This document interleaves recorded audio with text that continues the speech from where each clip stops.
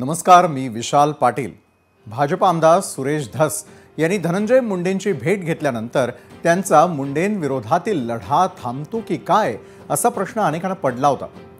मात्र आज पत्रकार परिषद घेत त्यांनी पुन्हा एकदा धनंजय मुंडेंवर गंभीर स्वरूपाचे आरोप केले।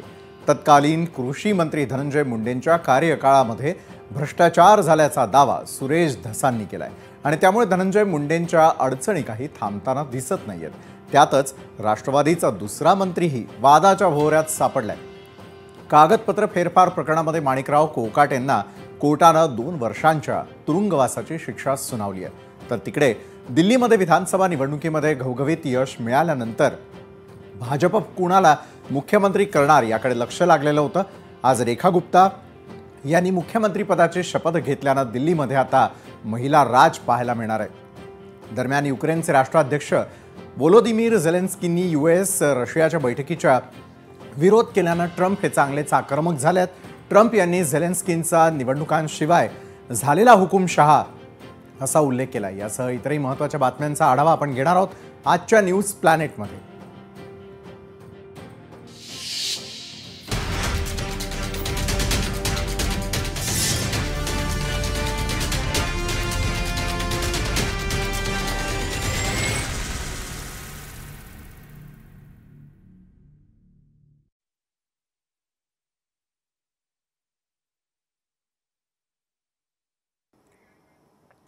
अजित पवारांच्या राष्ट्रवादीचे 2 मंत्री अडचणीत सापडलेले आहेत। अंजली दमानियांनंतर आता सुरेश धस यांनी देखील तत्कालीन कृषी मंत्री धनंजय मुंडेंवर भ्रष्टाचाराचे आरोप केलेले आहेत। तर दुसरीकडे सध्याचे कृषी मंत्री माणिकराव कोकाट यांना कागदपत्र फेरफार प्रकरणी कोर्टानं 2 वर्षांच्या तुरुंगवासाची शिक्षा सुनावली आहे। दरम्यान लाडकी बहीण योजनेच्या लाभार्थ्यांसाठी एक महत्त्वाची बातमी आहे।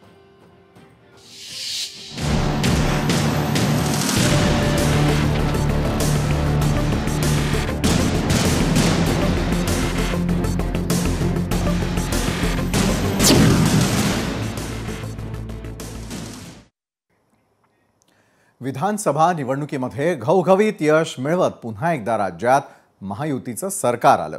नवीन सरकार स्थापन झाल्यापासूनच अजित पवारांच्या राष्ट्रवादीचे मंत्री हे सातत्यानं वादामध्ये सापडताना दिसतात। आता पुन्हा एकदा राष्ट्रवादीच्या आजी माजी कृषी मंत्र्यांच्या अडचणी वाढलेल्या आहेत। नुकताच सामाजिक कार्यकर्ते अंजली दमानिया यांनी धनंजय मुंडे कृषी मंत्री असताना कृषी खात्यात महाघोटाळा झाल्याचा आरोप केलेला होता आणि त्यानंतर आता भाजपचे आमदार सुरेश धस यांनी देखील मुंडेंवर भ्रष्टाचाराचा आरोप केलेला आहे। कृषी मंत्री असताना धनंजय मुंडेंनी कृषी साहित्य खरेदी करत असताना मूळ बाबी बदलल्याचा दावा सुरेश धस यांनी पत्रकार परिषदेत केलेला होता।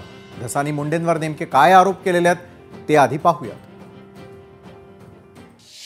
एकंदरीतच हे सगळे आरोप नेमके काय आहेत त्यावरती आपण एक नजर टाकतो आहोत। तर धसांनी पुन्हा एकदा मुंडेंवरती आरोप केलेले आहेत। पहिला महत्त्वाचा मुद्दा आहे की तत्कालीन कृषी मंत्री धनंजय मुंडेंनी साहित्य खरेदी करत असताना मूळ बाबी बदलल्या। तर नॅनो युरियामध्ये 21 कोटी 26 लाखांचा भ्रष्टाचार, मग डीएपी मध्ये 56 कोटी 76 लाखांचा भ्रष्टाचार, मग 577 रुपयांच्या कापूस साठवणूक बॅगेची 1250 रुपयांना झालेली खरेदी।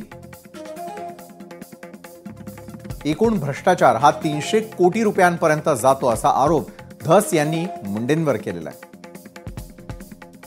तर धनंजय मुंडेंच्या कार्यकाळामधील भ्रष्टाचाराची एसआयटी कडून चौकशी करा अशी मागणी देखील त्यांनी आज केली। तर धनंजय मुंडेंनी भ्रष्टाचाराबाबत खुलासा करावा असं देखील त्यांचं म्हणणं आहे।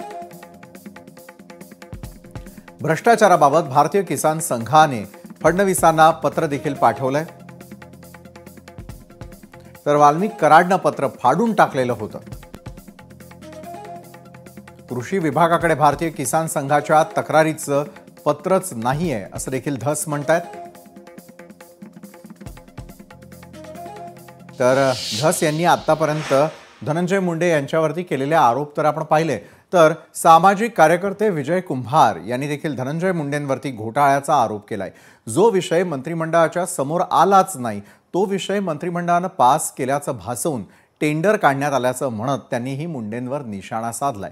त्यांनी केलेली पोस्ट नेमकी काय आहे ती पोस्ट आपण एकदा पाहणार आहोत.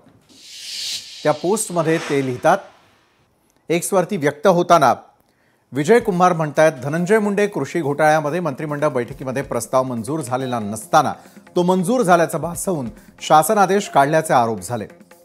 त्यानंतर काही जणांनी असं घडणं शक्य नाही असंही म्हटलं, परंतु हे काही प्रथमच घडलेलं नाही, अशातला भाग नाही. यापूर्वीही अशा घटना घडलेल्या आहेत. मी स्वतः त्याबाबत तक्रार केली होती. महाराष्ट्रातील बहुचर्चित आपत्कालीन रुग्णसेवेसाठी ॲम्ब्युलन्स घेण्याचा प्रस्तावही वादात होता, असं स्वतः विजय कुंभार यांनी म्हटलेलं आहे. तर त्यामध्ये 13 मार्च 2024 रोजी मंत्रिमंडळ बैठकीमध्ये प्रस्ताव मंजूर झालेला आहे असं भासवून 15 मार्च रोजी लगेच त्याच्या कामाचा शासन आदेश काढण्यात आलेला होता, असं देखील ते म्हणतात.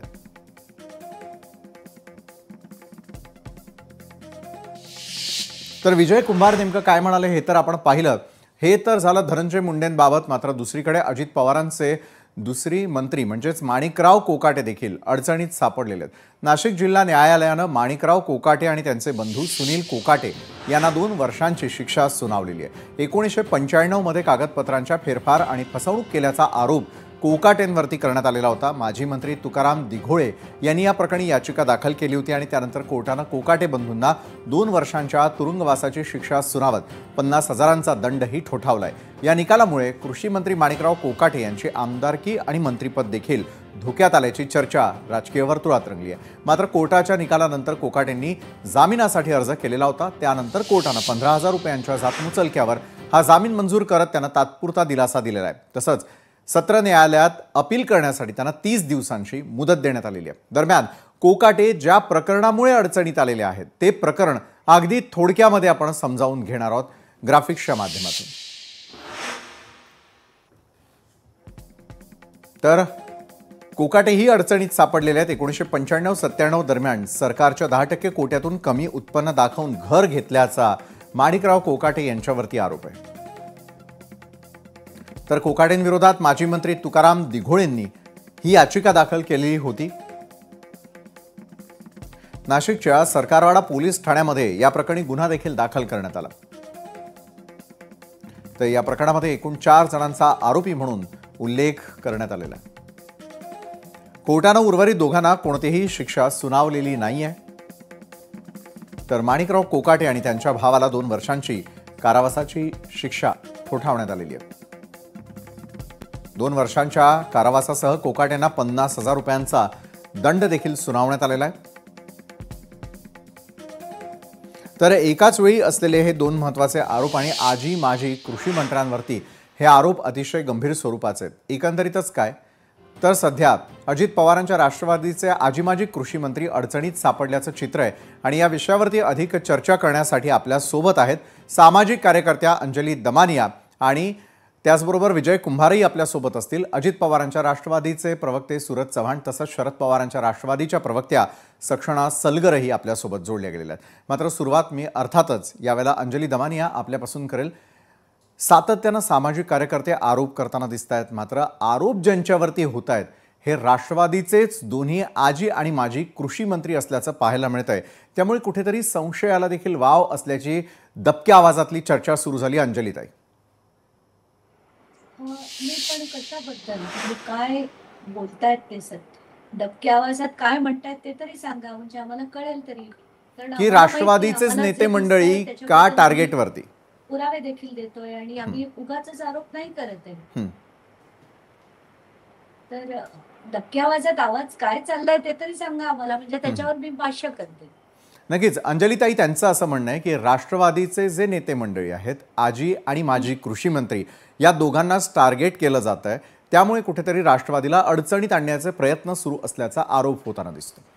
नाही, राष्ट्रवादीलाच कशाला टार्गेट करणार, कारण सगळेच पक्ष तसे आहेत आणि जिथे जिथे भ्रष्टाचार दिसतोय तिथे तिथे बोलतोय. मग ते ज्या पक्षाचे आहेत, आम्हाला विरोधात काहीच नाहीये. हे जे पर्टिक्युलर राजकारणी करतात त्यांच्याबद्दल आम्ही बोलतोय आणि ते कोइन्सिडेंटली राष्ट्रवादीचे. आताच्या घटनेला आम्हाला काही कोणाला एका पक्षाला टार्गेट करायची बिलकुल इच्छा पण नाही आणि तशी म्हणजे ते आमचं ध्येय पण नाहीये. आम्हाला फक्त ज्याच्यात भ्रष्टाचार दिसतोय आणि तो अगदी मोठ्या प्रमाणावर दिसतोय तर ते विषय उचलणं गरजेचं आहे, म्हणून आम्ही लढतो.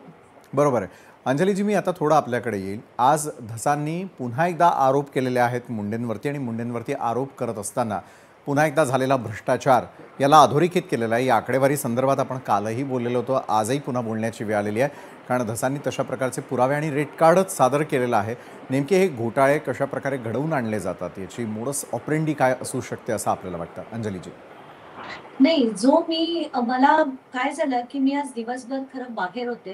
त्यामुळे ना मला टीव्ही बघता आला, ना त्यांची पत्रकार परिषद बरं. बघता आली. पण मला असं फक्त सांगण्यात आलं, की एक्झॅक्टली मी जे बोलले होते, हो. ते सेम धस पुन्हा बोलले. एवढंच मला नुसतं ऐकिवात माहिती आहे. ते काय बोलले मला माहित नाहीये. पण मला एका पत्रकाराने फक्त सांगितलं, की त्यांचे आकडे बदलले होते. बरं. बाकी एक्झॅक्टली तुम्ही जे म्हणालात तेच ते आज पुन्हा एकदा म्हणाले. आणि मला बरं वाटतंय, की आज त्यांना अचानकपणे असं वाटत असेल, योग्य वाटत असेल बोलावंसं. कारण मध्ये तर जाऊन बावनकुळेंबरोबर जाऊन भेटले, आणि मग काय धनंजय मुंडेंना काय भेटले ते. आणि कुठे हे परत मुद्द्याकडे येतील असं कधी वाटलं नव्हतं. बरं. आले तर त्यांचं स्वागत आहे. पण हा जो मुद्दा आहे, आता तरी मला वाटतं तो अजित पवारांच्या आणि देवेंद्र फडणवीस यांच्या कानावर पडेल. कारण जोपर्यंत आम्ही बोलत होतो त्यांना ते कदाचित पटले नसतील. बरं. पण आज त्यांच्या पक्षातले लोक जेव्हा मांडतील, कदाचित आता तरी देवेंद्र फडणवीसांनी डोळे उघडावे आणि बघावे, की हा कृषी घोटाळा खरंच खूप मोठा आहे. म्हणजे पहिल्यांदा 342 कोटीचा आणि आता 200 कोटीचा, असा 542 कोटीचा हा पूर्ण प्रस्ताव होता. त्याच्यातले जवळजवळ 50 ते 60% पैसे हे खाल्ले गेलेले आहेत. ते कोणी खाल्लेत, अधिकाऱ्यांनी किती खाल्लेत, मंत्र्यांनी किती खाल्लेत, ते सगळं तेच सांगू शकतील. ते काही आम्ही सांगू शकणार नाही. बरोबर आहे अंजलीताई. मात्र त्यांचा एक सगळ्यात मुख्य आणि महत्त्वाचा आरोप होता, की ज्या प्रकारे आपण आकडेवारी सांगितलेली होती, ती आकडेवारी आपण अक्षरशः ग्राफिक्सच्या माध्यमातून आपल्या प्रेक्षकांना अतिशय योग्य रीतीनं समजावून सांगण्याचा प्रयत्न केला. आज ज्यावेळेला मात्र धसांनी आरोप केलेले त्यावेळेला त्यांनी टोटल त्यावेळेचा जो आकडेवारी आहे त्यानुसार 300 कोटींचा हा संपूर्ण घोटाळा असल्याचा आरोप केलेला आहे कृषी मंत्री असतानाचा. आणि 300 कोटी ही काही कमी रक्कम नाही आहे. त्यातही आरोप करताना आणखी एक गोष्ट त्यांनी अधोरेखित केलेली आहे, की कुठल्याही प्रकारचा त्या ठिकाणी आदेश काढला जात नाही, काही काढलं जात नाही, मात्र भ्रष्टाचार होतो आणि याची साधी कल्पनाही नसावी का. त्यामुळे असलेली जी प्रोसेस आहे ती फॉलो न करता हा 300 कोटींचा घोटाळा आहे असं ते ठासून सांगताना दिसतात. अंजलीताई, सांगितलं होतं की जवळजवळ 275 कोटीचा असा माझा अंदाज होता. आणि मी जेव्हा डॉक्युमेंट सगळे दिले होते, त्याची गुगल ड्राईव्ह करून मी ती ट्विट देखील केली होती. त्याच्यानंतर 2 दिवसानंतर मला असं कळलं, की दसांचा एक कुठल्या तरी वर्तमानपत्रात त्यांनी दिलं होतं, की मला याचे पेपर जर मिळाले तर ते मी अधिवेशनात मांडेन. म्हणून 3 पत्रकारांना मी सांगितलं, की हे डॉक्युमेंट्स आहेत, ते दसांपर्यंत पोहोचवा आणि त्यांना लावून धरायचं असेल तर लावून द्या अधिवेशनात, आणि खरं तरच चौकशी होईल. आणि आताच्या घटकेला तसं जर होताना दिसत असेल तर आनंदच आहे आणि स्वागतच आहे. हा भ्रष्टाचार झालाय याच्यात काहीही शंका नाही. धनंजय मुंडेंना जे म्हणायचंय म्हणू दे. हा सरळ ओपन अँड शट भ्रष्टाचार आहे, ज्याच्यात फक्त म्हणजे सरळ MAIDC ला सरळ विकत घेता येत होतं इफको कडनं. तसं न घेता ते एका पालिवाल महेश्वरी नावाच्या कंपनीकडनं घेतलं गेलं. आणि हा जो पहिला भाग होता तो 342 कोटीचा होता. आज काल मी जे सांगितलंय त्याच्यात एक मंत्री सरळ लिहितो की एक GR काढण्यात यावा आणि 23 आणि 30 तारखेच्या मंत्रिमंडळ बैठकीत मंजुरी मिळालेल्या प्रस्तावावर GR काढण्यात यावा असं ते लिहितात. आणि त्याच्यावर तो GR काढण्यात येतो. आता काल त्यांनी पुन्हा एकदा थातूरमातूर उत्तरं दिलेली आहेत. ते म्हणाले की अंजली दमाने यांना नॉलेज नाही, त्यांनी अमुक त्याच्यातली माहिती घ्यावी आणि त्याची प्रक्रिया कशी असेल ते समजून घ्यावं. पण त्यांना एक कळत नाहीये की जोपर्यंत वित्त विभागाकडनं त्याची पूर्ण परवानगी येत नाही, 200 कोटी रुपये कुठून येणार आहेत, कृषी विभागाकडे आहेत का. आणि तुम्ही तुमच्या पत्रात लिहिलं होतं की 30 आणि 23 तारखेचा मंत्रिमंडळातली मंजुरी त्यांनी मला दाखवावी. कुठल्याही प्रकारची मंजुरी झालेली नव्हती. आज त्यांनी काही सुषमा सौनिक यांच्याबद्दल काहीतरी उल्लेख केला आहे, त्याचा मला डिटेल्स काढायचे आहेत, कारण मी अजून ते बघितलं नाही. जसं मी म्हटलं, मी आत्ताच 2च मिनिटापूर्वी आले. मला ते मिळाले की मी ते बघून उद्या त्यांना सडेतोड उत्तर देणार आहे. सडेतोड कारण मी याच्यात पूर्ण अभ्यास करून बोलतेय. त्यामुळे त्यांना जे, आणि त्यांनी असंही म्हटलंय की ते कोर्टात जाणार होते, 4 तारखेपासून ते सांगत होते, त्यांनी जरूर जावं. त्यांना धडा मी कोर्टातच शिकवेन. निश्चितच आहे, आपणही उत्तर देणार आहात आणि धडा शिकवणार आहात त्यांना. यावेळेला शरदचंद्रजी पवारांच्या राष्ट्रवादीच्या प्रवक्त्या सक्षणा सलगरही आपल्यासोबत आहे.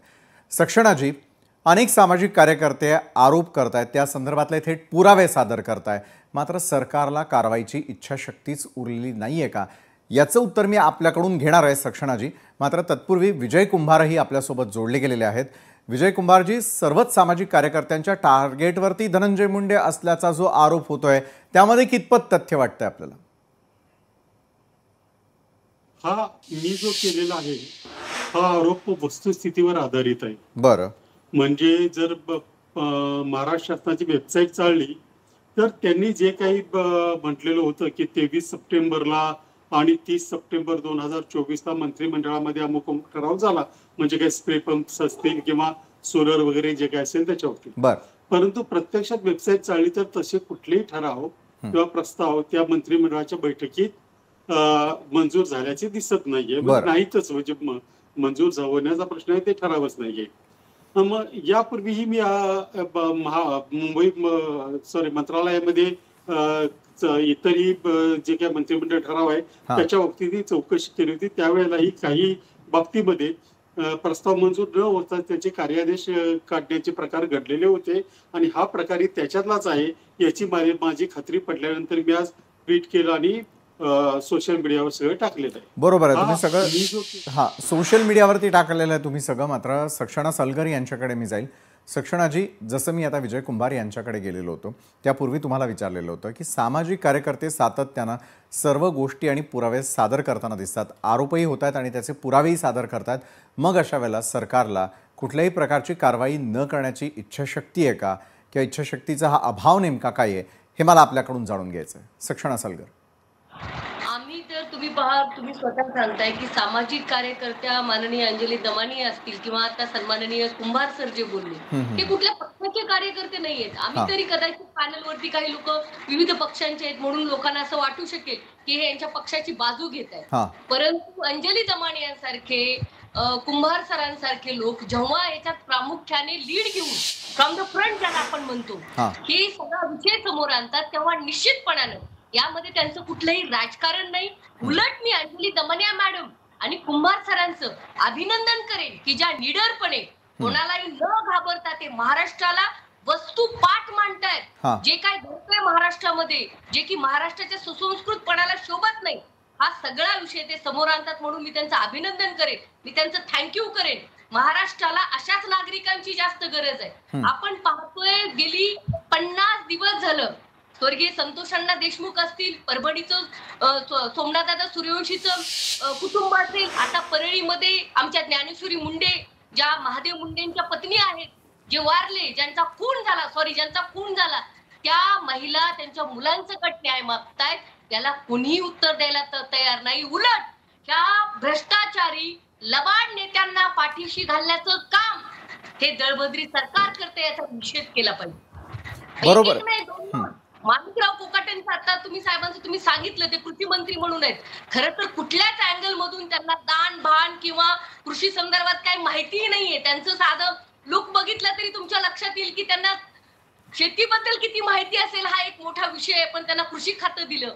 आणि ते कृषी मंत्री असे आहेत जे शेतकऱ्यांची लायकी काढतात, ज्यांची तुलना भिकाऱ्यापेक्षा खालचा माणूस अशी करतात. कारण तुमच्या चॅनलवरती सर्व माध्यमावरती मी हे पाहिलेलं आहे की 1 रुपयाचा विमा आम्ही तुम्हाला देतोय, उलट 1 रुपया भिकारी सुद्धा आज घेत नाही, परंतु शेतकऱ्याला देतो. असं दळभद्री आणि अतिशय खालच्या पातळीवरचं स्टेटमेंट विद्यमान कृषी मंत्री माणिकराव कोकाटे यांनी केलेलं आहे. त्यांचा भ्रष्टाचार आज जगासमोर आहे आणि हा आरोप नाहीये, हा आरोप नाही, FIR आहे आणि त्यांना सजा सुनावलेली आहे, 2 वर्ष कारावास आणि 50,000चा दंड.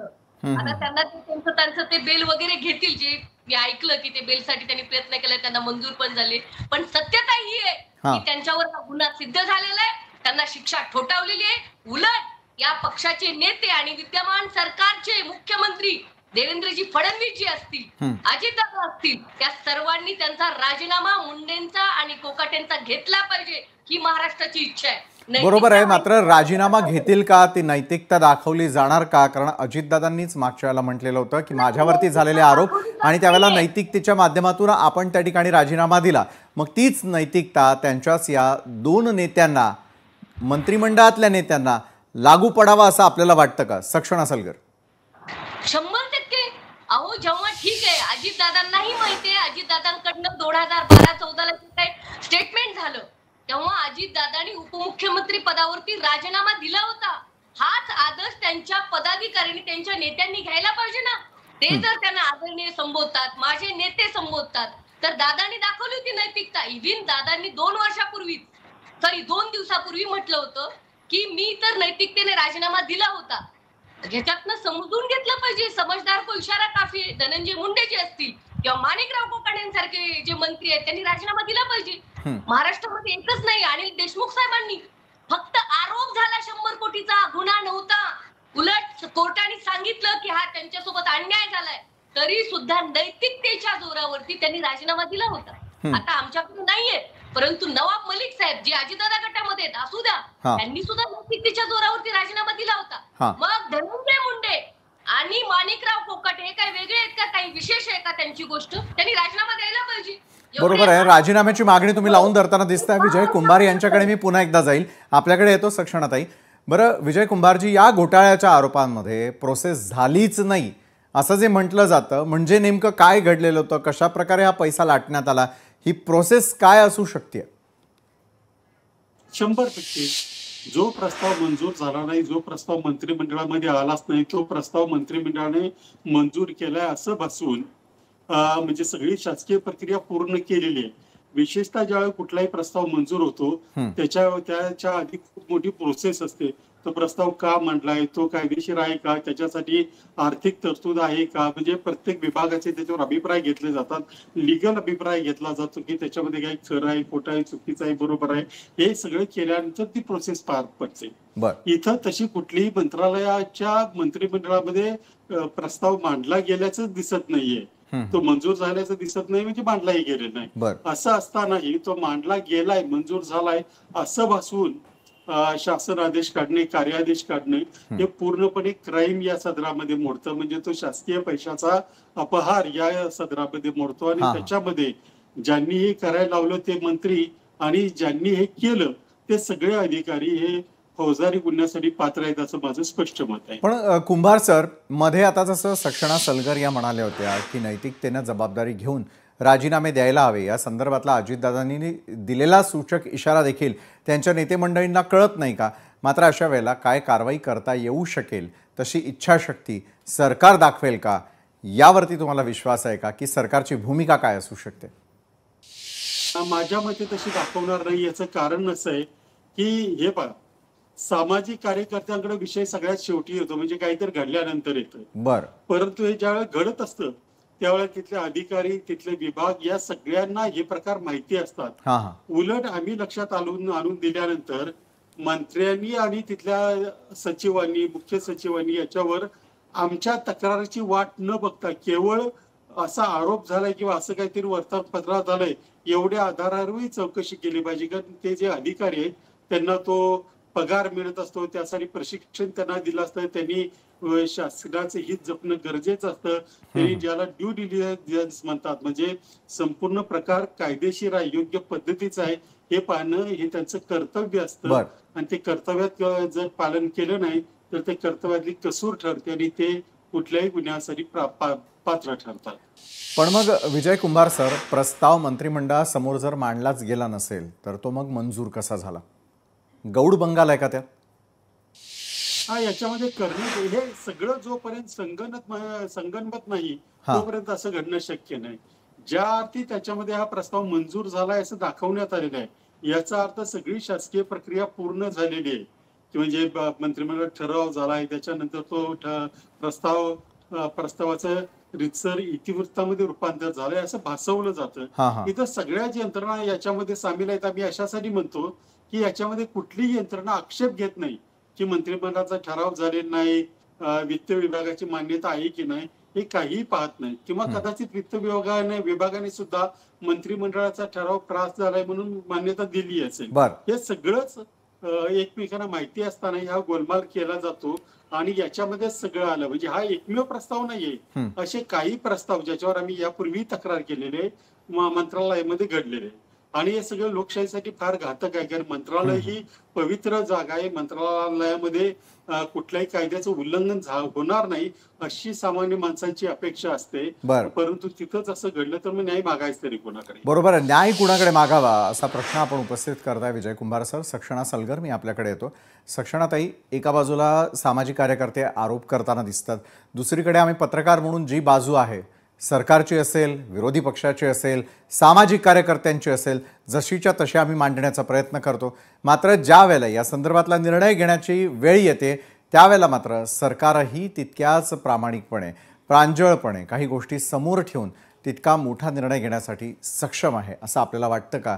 कारण ट्रिपल इंजिन सरकार तर हे सांगताना दिसतं. दुसरीकडे माणिकराव कोकाटे यांच्यासारख्या नेत्यावरती ज्यावेळेला इतका मोठा आरोप केला जातो, त्या आरोपांच्या नैतिकतेपायी आता त्यांचाही राजीनामा मागण्याची वेळ ही कुठेतरी अजितदादांवर येणार असं आपल्याला वाटतं का? मला आपल्याला सांगायचंय, यांना कुणालाही कसलीही नैतिकता नाही, उलट हे सरकारच अनैतिकतेवरती उभं आहे. मला सांगा, दोन पक्ष फोडून जे पक्ष प्रमुख आहेत, संस्थापक अध्यक्ष आहेत, त्यांना कुठेतरी बाजूला करून, विश्वासघात करून हे लोक पक्षाचे अध्यक्ष झाले. उभ्या महाराष्ट्राला माहितीये, परत मला तेच रिपीट करायचं नाहीये. हे लोक काय नैतिकता दाखवणार? स्वतःला राष्ट्रीय अध्यक्ष घोषित करणारे लोक, ज्यांचा पक्ष आहे त्यांना बाजूला सोडून ते नैतिकता काय दाखवणार आहेत? आज 50 दिवस झालं संतोष अण्णा देशमुखांची मुलगी 12वीचे पेपर सोडून दर रडते, प्रत्येक जिल्ह्यात जाते, माझ्या वडिलांचा न्याय करा. त्या सरकारला त्यांच्याकडे बघायला वेळ नाहीये. तो 7वा आरोपी सापडत नाही. उलट मंत्री, माजी मंत्री तानाजी सावंत यांचा मुलगा कुठेतरी फिरायला बँकॉकला चाललाय, त्याचं विमान अर्ध्यातून वापस बोलवण्यासाठी केंद्रीय मंत्री राज्याचे सीएम यांना वेळ आहे, फटकन वापस. महाराष्ट्र बघतोय हे मी माझ्या मनाने म्हणत नाही, सगळ्यांच्या चॅनलवरती, इलेक्ट्रॉनिक मीडियावरती हा विषय होता की कशा पद्धतीने. उलट मी इलेक्ट्रॉनिक मीडियाचं अभिनंदन करेल, तुमच्यामुळे महाराष्ट्राला सगळं इतरभूत माहिती मिळते की कोणाच्या फोनमुळे ते विमान वापस आलं, सरकार कसं मदत करतं. परंतु सोमनाथ सूर्यवंशी असतील परभणीचे, आमची ज्ञानेश्वरी मुंडेताई असेल परळीची, किंवा आमचे संतोष अण्णा देशमुख असेल, यांच्यासाठी मात्र कोणाला वेळ नाही, त्यांचा राजीनामा नाही. उलट एकमेकांची गोष्टी एकमेकावर ढकलण्यामध्ये, चाल ढकलपणा करण्यामध्ये नंबर 1 हे सरकार आहे. हे झूट सरकार आहे.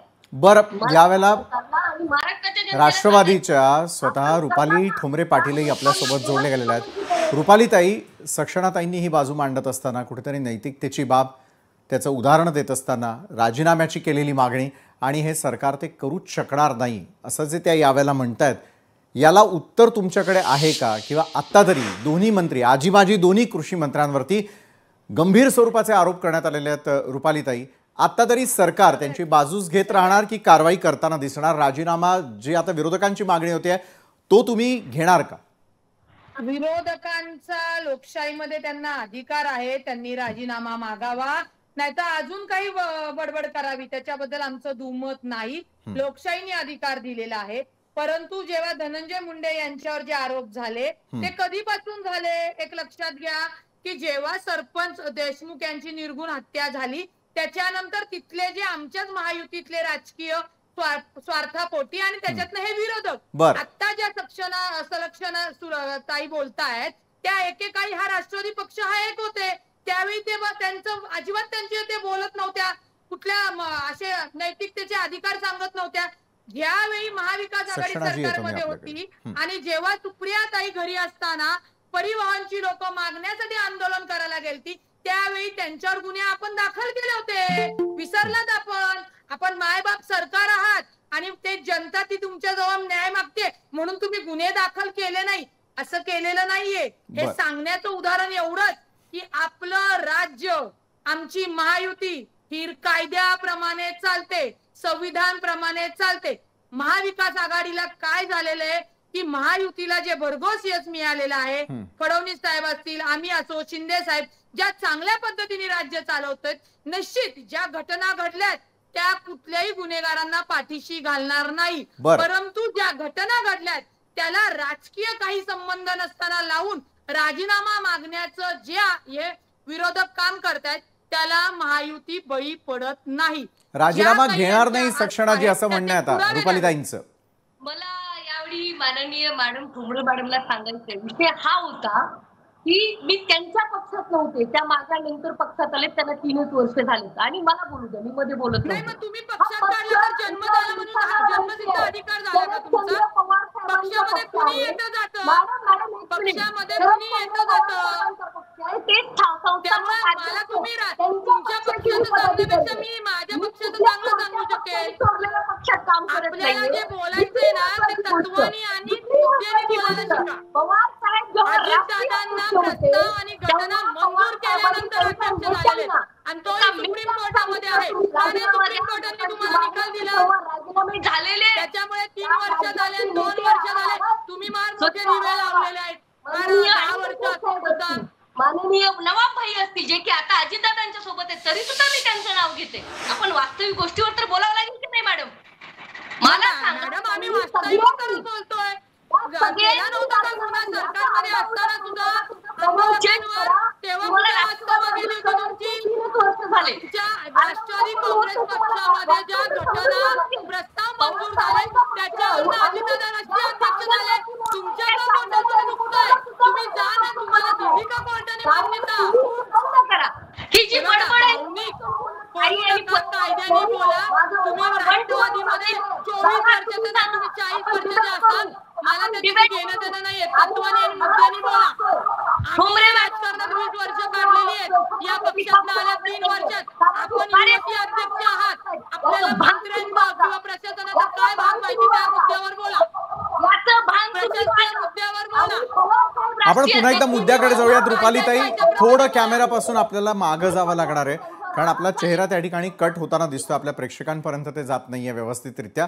सक्षणाजी मात्र कुठल्याही प्रकारचा राजीनामा घेणार नाही असं त्या स्पष्टपणे सांगताना दिसत आहे.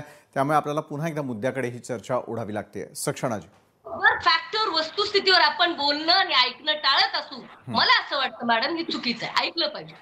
चॅनलच्या पत्रकारांना बघणाऱ्या ऑडियन्सला संबंध महाराष्ट्राला माहिती आहे. ज्या पक्षात मी काम करते त्या पक्षात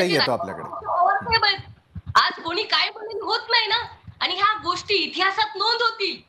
न्याय कसा झाला काय झालं पण जनतेच्या दरबारात लोकांच्या नैतिकतेने काम केलंय आणि आमचा पक्ष आजही नैतिकतेने काम करतोय आणि आम्ही नैतिकतेने काम करू. आणि हो ही माझी मागणी नाहीये.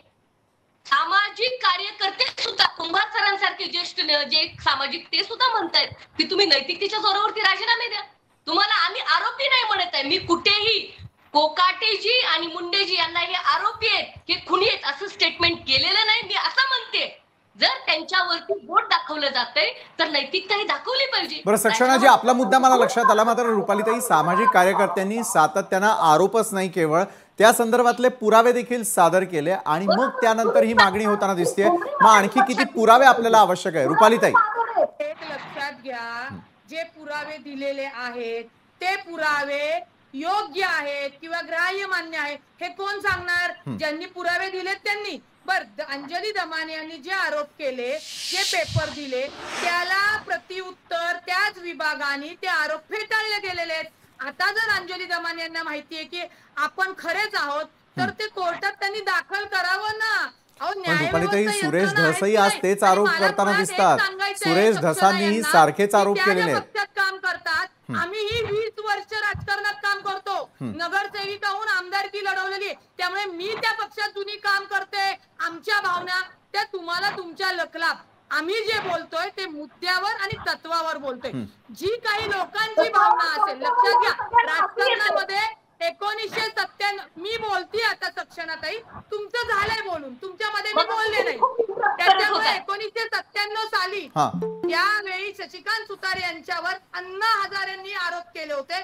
तो खटला चालला होता आणि तो खटला त्याच्यामध्ये अण्णा हजारे हे साबित करू शकले नाही. शशिकांत सुतार हे निर्दोष झाले. मग मला सांगा अशा पद्धतीने बेछूट पुरावे नसलेले जर आरोप घेऊन करत असतील तर तुम्ही तीच पद्धत पुढे आणणार आहात का? जर मला एखाद्यावर आरोप करायचे मी कोर्टामध्ये ते ऍफिडेव्हिट करेल ना. आणि अंजली दमानी यांनी जे आरोप केले ते पडियाल म्हणून यांनी दाखल केलेले मुख्य न्यायाधीशांच्या समोर पण सुरेश धसांनीही तेच आरोप केलेले. ताई, आकडेवारी मध्ये थोडीफार तफावत आहे. दक्षिणा यांनी अभ्यास करून मग काय उपचार करावा आणि आमच्या राष्ट्रीय अध्यक्षाबद्दल बोलताना जपून बोलावं. जशी संस्कृती तुम्हाला येते आम्हाला शिकवलेली आहे. 10 वेळा पक्ष चोरला मग तुम्हाला का नाही दिलं कोर्टाने पक्ष? तुम्ही ज्या महायुतीचं सांगताय ना त्या याला काही अर्थ आहे की नाही? कायद्याने तुम्ही बोलणार नक्की नाही. उचलली जीभ लावली टाळ्याला तुम्ही त्यांना नाही करू शकत तुम्ही. तुम्ही नैतिकता तुमच्याकडे राहिलेली का नैतिकता? तुमची नैतिकता नाही राहिली म्हणून लोकांनी तुम्हाला पकडलं असं आम्ही म्हणू शकतो. पण तुम्ही खोटं बोलता या गोष्टी चालत नाही. वाटतं ते बोलायला करायला. काय केलं उत्तर द्या. त्यामुळे त्यांचा जो काही तुतारी गट आहे त्यांना जर सुप्रीम कोर्टाने दिलं तर आम्ही त्यांचं अभिनंदन करू. सध्या राष्ट्रवादी काँग्रेस पक्षाचे अध्यक्ष माननीय अजितदादा आहेत. त्यामुळे आम्हाला नैतिकता शिकून स्वतःच्या आचरणात आणावी आणि मग करावी. ज्यांच्यासोबत आपण इतके वर्ष काम केलं त्यांना नक्कीच सक्षणाजी, मी आपल्याला थोडं यावेळेला थांबवतो. मात्र रुपालीताई, तुम्ही जे म्हटलात की असलेले पुरावे हे कोर्टानं मान्य केल्यानंतर कारवाई केली जाते, त्यासाठी तरी पुढाकार घेतला जाईल का आणि त्या अनुषंगाने काहीतरी कारवाई होताना आपल्याला दिसेल का? अगदी थोडक्यात रुपालीताई, वेळ संपत आली आपली. निश्चित जर तुमचे आरोप पुराव्यानिशी असतील तर कोर्ट त्याची दखल घेते, त्याची FIR होते. कोणालाही त्याच्यात सोडण्यात येणार नाही. परंतु स्वार्थी राजकारणासाठी फक्त विरोधक म्हणून जर तुम्ही आरोप करणार असाल आणि तुम्ही आरोप करता म्हणून ते आरोप मान्य करणार, हू आर यू? तुम्ही द्या ना त्याला काहीतरी पुष्टी. तुम्ही पुष्टी द्या त्याला. तुम्हाला आपल्या भारतामध्ये न्याय व्यवस्था आहे. तुम्ही दाखल करा. आणि मी पुन्हा खात्रीशीर एकदम जबाबदारीने बोलते, पडिलाल जे आहेत त्यांची अख्खी प्रेरणा या अंजली दमानी यांनी वाचून दाखवलेली आहे. आणि फक्त एवढा कॉन्फिडन्स बोलते त्यांनी मुख्य न्यायाधीशांच्या समोर ती याचिका मागे घेतली. महाराष्ट्र कोर्टात जाताना 3 महिने झाले. तुम्ही कोर्टाला दाखल केलं असतं, कोर्टाने दाखल करून घेतलं असतं, त्याच्यावर इन्व्हेस्टिगेशन झाली असती, त्याच्यावर SIT बाकीच्या गोष्टी आहेत. बरं रुपालीताई, सामाजिक कार्यकर्ते रोज नवनवीन घोटाळे दाखवताना दिसतील, मात्र आता पक्षांतर्गत त्यावरती कारवाई होते का? दोन्ही मंत्र्यांच्या जी आता सध्या राजीनाम्याची मागणी होताना दिसते, हा राजीनामा घेतला जातो का यावरती देखील लक्ष असेलच. वेळेची कमतरता असल्यामुळे रुपालीताई, या चर्चासत्रात आपण इथेच थांबतो. धन्यवाद, तुम्ही आमच्या सोबत जोडला गेला होता त्यासाठी.